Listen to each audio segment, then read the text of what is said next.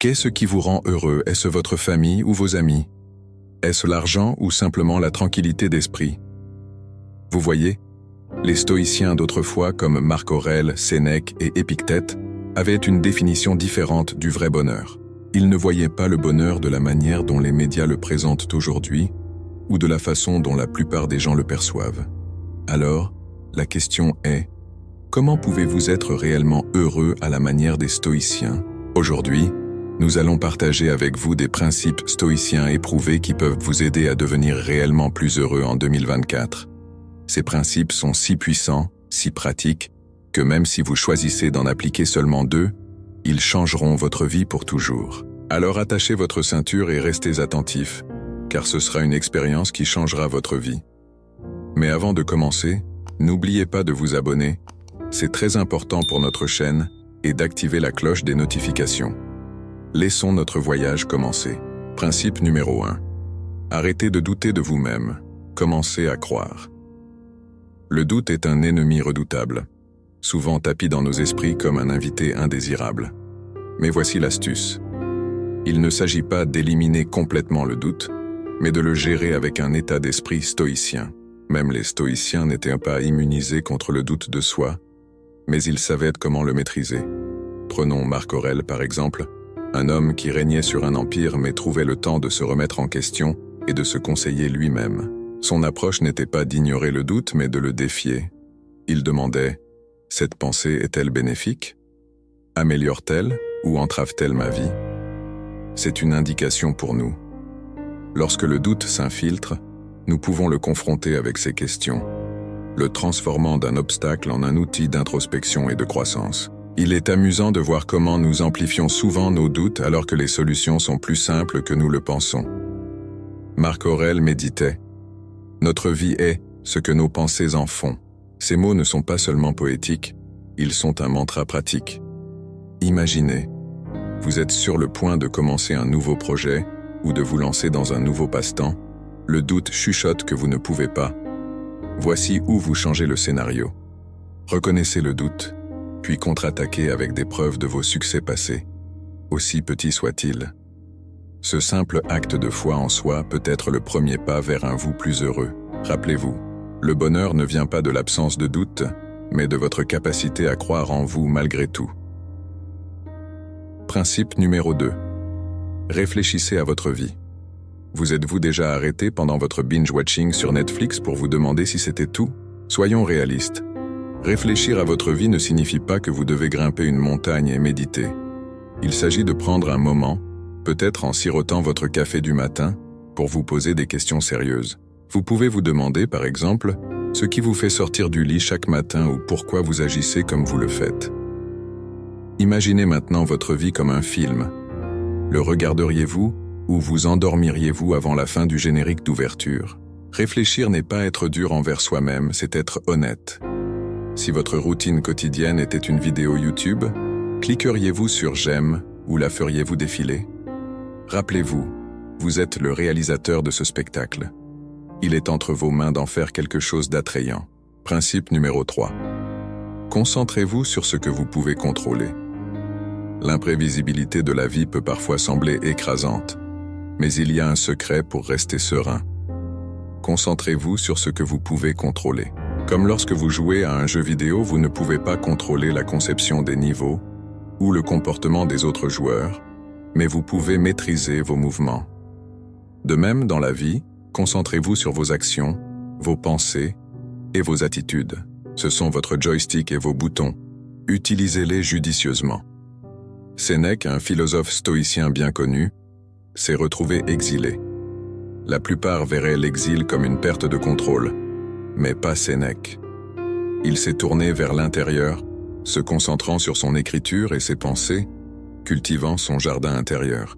Ce n'était pas une retraite, mais un focus stratégique sur ce qu'il pouvait contrôler. Ses écrits de cette période témoignent de la puissance de diriger son énergie là où cela compte le plus. C'est une leçon aussi pertinente aujourd'hui qu'elle l'était dans la Rome antique. Certaines choses sont sous notre contrôle, d'autres non.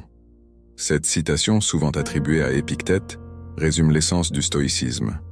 Épictète lui-même connaissait les limites de son contrôle et se concentrait plutôt sur sa vie intérieure, ses pensées et ses réponses. En adoptant cette philosophie, nous pouvons devenir non seulement plus heureux mais aussi plus satisfaits et résilients, tout comme lui au milieu du chaos de la vie. Rappelez-vous, il ne s'agit pas de contrôler la tempête, mais d'apprendre à danser sous la pluie. Principe numéro 4. Soyez gentil avec les autres. Il y a un dicton célèbre. Vous recevez ce que vous donnez. Imaginez jeter un caillou dans un lac. Les ondulations qu'il crée se propagent loin et large, atteignant des endroits que le caillou ne pourrait jamais atteindre. C'est la même chose avec la gentillesse. Quand vous êtes gentil avec quelqu'un, cela crée des ondes de positivité qui peuvent toucher bien plus de gens que vous ne le pensez. La gentillesse n'est pas seulement un beau geste, c'est une stratégie stoïcienne puissante pour le bonheur. Être gentil change non seulement la journée de l'autre personne, mais aussi la vôtre. La gentillesse vous rend plus heureux, plus connecté et finalement plus satisfait de la vie. Sénèque, dans ses écrits, souligne l'importance de la bienveillance envers les autres, pas comme un fardeau mais comme un chemin vers un bien-être personnel. En pratiquant la gentillesse, nous pratiquons également l'auto-amélioration. En appliquant ces principes stoïciens, vous pouvez commencer à forger un chemin vers un bonheur plus authentique et durable. Rappelez-vous, le bonheur n'est pas une destination, c'est un voyage. Chaque étape que vous prenez, chaque principe que vous appliquez, vous rapproche d'une vie plus heureuse et plus épanouie. N'oubliez jamais que c'est la puissance de faire le bien aux autres. Chaque petit acte de gentillesse, que ce soit tenir la porte pour quelqu'un ou partager un sourire, crée des ondulations dans le monde qui nous entoure. Il ne s'agit pas de grands gestes, c'est la gentillesse quotidienne qui compte vraiment. En rendant la journée de quelqu'un d'autre un peu plus lumineuse, nous éclairons involontairement la nôtre. Maintenant, voici l'astuce. Le bien que vous faites trouve souvent son chemin de retour vers vous, mais pas toujours de la manière que vous attendez. C'est comme lancer un boomerang de gentillesse. Il reviendra parfois sous la forme d'un sourire reconnaissant, d'autres fois comme une main secourable quand vous vous y attendez le moins. Il ne s'agit pas de tenir les comptes, mais plutôt de comprendre que nos actions contribuent à un monde plus gentil et plus compatissant. Et dans ce monde, le bonheur trouve un terrain fertile pour croître. Sénèque, qui comprenait le pouvoir de la bienveillance, m'a dit « Partout où il y a un être humain, il y a une opportunité pour la gentillesse. » Sénèque ne prêchait pas seulement, il pratiquait la générosité et la gentillesse, conseillant et aidant souvent les autres sans rien attendre en retour. Sa vie nous enseigne que le vrai bonheur ne vient pas de ce que nous acquérons, mais de ce que nous donnons. Marchons vers 2024 avec des cœurs ouverts, prêts à répandre la gentillesse. Après tout, une bonne action est un pas vers une vie plus heureuse. Principe numéro 5. Faites moins, mais mieux. Avez-vous déjà essayé de jongler ? Commencez avec trop de balles et elles finissent toutes par terre. La vie est un peu comme ça. Essayer de tout faire conduit souvent à peu de résultats. La clé réside dans le fait de faire moins, mais mieux. Il ne s'agit pas de la quantité de tâches, mais de la qualité de votre engagement. Choisissez quelque chose qui compte vraiment pour vous et donnez-leur tout ce que vous avez. Cette approche ciblée non seulement améliore vos compétences, mais apporte également un sens plus profond de satisfaction et de réalisation. Simplifier la vie ne consiste pas à avoir moins, c'est avoir plus de ce qui compte. Réduisez votre liste de tâches aux essentiels, comme un sculpteur qui cisèle l'excès pour révéler une belle statue. Enlevez l'inutile de votre vie pour découvrir vos vraies priorités. Cette clarté conduit à l'action, et l'action conduit au bonheur. En vous concentrant sur moins de choses, vous pouvez canaliser votre énergie plus efficacement, rendant chaque effort significatif. Marc Aurèle a dit « Concentrez-vous chaque minute comme un Romain sur ce qui est devant vous, avec une précision et un sérieux authentique, tendrement, volontairement et avec justice. » Il n'était pas seulement le dirigeant d'un empire, mais aussi un maître de son temps et de son attention. Il priorisait, délibérait et agissait avec intention. Dans notre quête du bonheur, rappelons-nous sa sagesse. En se concentrant sur faire moins, mais mieux, nous nous ouvrons à un monde d'excellence et de contentement. Alors, réduisons notre regard pour élargir notre impact. Principe numéro 6. Soyez reconnaissants. Prenons un moment pour penser à la gratitude. C'est comme trouver un billet de 5 $ dans une vieille veste. Il a toujours été là, mais le moment où vous le trouvez, votre journée s'illumine un peu plus. C'est ce que la gratitude fait à la vie. Il s'agit d'apprécier les petites choses. Une tasse de café chaud, un texto d'un ami, le coucher de soleil. Quand vous commencez à remarquer et à être reconnaissant pour ces moments, la vie devient soudainement plus riche. Il ne s'agit pas d'attendre que de grandes choses se produisent. Il s'agit de trouver de la joie dans l'ordinaire. Maintenant, comment faire de la gratitude une habitude? C'est en fait simple. Vous pourriez tenir un journal de gratitude. Chaque soir, notez quelque chose pour lequel vous étiez reconnaissant ce jour-là. Cela pourrait être aussi simple que de profiter d'un moment de calme ou aussi grand qu'atteindre un objectif personnel. Cette pratique déplace votre focus de ce qui manque à ce qui est présent dans votre vie. Et croyez-moi, plus vous cherchez des choses pour lesquelles être reconnaissant, plus vous en trouvez. Épictète a dit une fois, « Il est sage, celui qui ne se lamente pas pour ce qu'il n'a pas mais se réjouit pour ce qu'il a. » Cet homme a trouvé la richesse dans sa vie simple et contrainte en se concentrant sur ce qu'il avait, pas sur ce qui lui manquait. Son message pour nous en 2024 : embrassons la gratitude en reconnaissant et en chérissant l'abondance dans nos vies. Nous ouvrons les portes au bonheur et à la satisfaction. Principe numéro 7. Arrêtez de chercher l'approbation extérieure. A. La quête de l'approbation extérieure. C'est comme poursuivre une ombre qui nous échappe toujours. Le stoïcisme, une philosophie ancienne étonnamment pertinente dans nos vies, nous enseigne une leçon puissante ici. D'abord, soyons réalistes. Tout le monde, à un moment donné, recherche un pouce en l'air des autres. Mais voici le revirement. Le stoïcisme nous incite à regarder à l'intérieur pour la validation, pas à l'extérieur. Imaginez votre estime de soi comme une forteresse.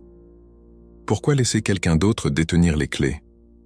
Maintenant, sur le plan pratique, comment arrêter réellement cette mission de recherche d'approbation? Commencez par reconnaître vos propres réalisations, aussi petites soient-elles. Avez-vous fait votre lit ce matin? C'est une victoire. Prenez un moment pour célébrer cela. Ensuite, pratiquez l'autocompassion. Soyez doux avec vous-même. Vous n'avez pas besoin de l'approbation des autres pour valider vos sentiments ou vos succès. Enfin, développez une indépendance émotionnelle. Cela signifie trouver du réconfort et de la force en vous-même, plutôt que de dépendre de l'approbation ou de la reconnaissance des autres. Cela ne veut pas dire devenir insensible ou égoïste, mais plutôt de construire une confiance en soi qui ne dépend pas des opinions des autres. La quête de l'approbation extérieure est un chemin sans fin et souvent insatisfaisant. En changeant notre focus vers l'appréciation de nos propres valeurs et réalisations, nous cultivons une estime de soi plus solide et un bonheur plus authentique. Le stoïcisme nous enseigne que la source du vrai bonheur et de la paix intérieure se trouve dans notre capacité à être satisfait de nous-mêmes et de nos actions, sans chercher constamment l'approbation des autres. En 2024, prenons la résolution de chercher moins l'approbation extérieure et de trouver plus de satisfaction dans notre propre jugement et nos propres réalisations. C'est ainsi que nous pouvons vivre une vie plus épanouie et authentiquement heureuse. Appréciez ces petites victoires. Elles s'accumulent, croyez-moi. C'est comme construire un muscle mental, où vous êtes à la fois l'entraîneur et le supporter. Et quand vous ressentez l'envie de pêcher des compliments ou des j'aime sur les réseaux sociaux, faites une pause et demandez-vous, est-ce que je fais ça pour moi ou pour le gramme? Voici un petit secret stoïcien. Votre opinion est celle qui compte vraiment. Chaque jour, essayez de faire quelque chose qui vous rend fier, non pas pour les applaudissements, mais pour votre propre sentiment de réussite. Il s'agit de reprogrammer notre cerveau pour chercher la validation interne plutôt qu'externe. Pensez-y comme un désencombrement mental. Moins de focalisation sur les opinions des autres, plus d'espace pour votre propre croissance. Il ne s'agit pas de devenir indifférent aux autres, mais d'être fidèle à soi-même. Ce changement d'état d'esprit n'est pas seulement libérateur, il est puissant. Principe numéro 8. Lancez-vous des défis. Imaginez que vous escaladez une montagne. C'est raide, difficile, et parfois vous vous demandez pourquoi vous avez commencé. Mais voici l'essentiel. Chaque pas en haut de cette montagne vous rend plus fort, plus résilient. Le stoïcisme, une philosophie aussi ancienne que les collines mais aussi fraîche que le lever du soleil de demain, nous dit que la véritable réalisation dans la vie vient de surmonter les défis, pas de les éviter. Alors, en 2024, transformons notre routine quotidienne en notre propre Everest. Vous pourriez penser que c'est plus facile à dire qu'à faire, n'est-ce pas? Eh bien, le stoïcisme ne consiste pas à se transformer du jour au lendemain. Il s'agit de petits changements constants. Commencez par fixer un objectif qui repousse vos limites, mais qui est réalisable. Cela pourrait être apprendre une nouvelle compétence, améliorer votre condition physique ou même simplement lire un livre par mois.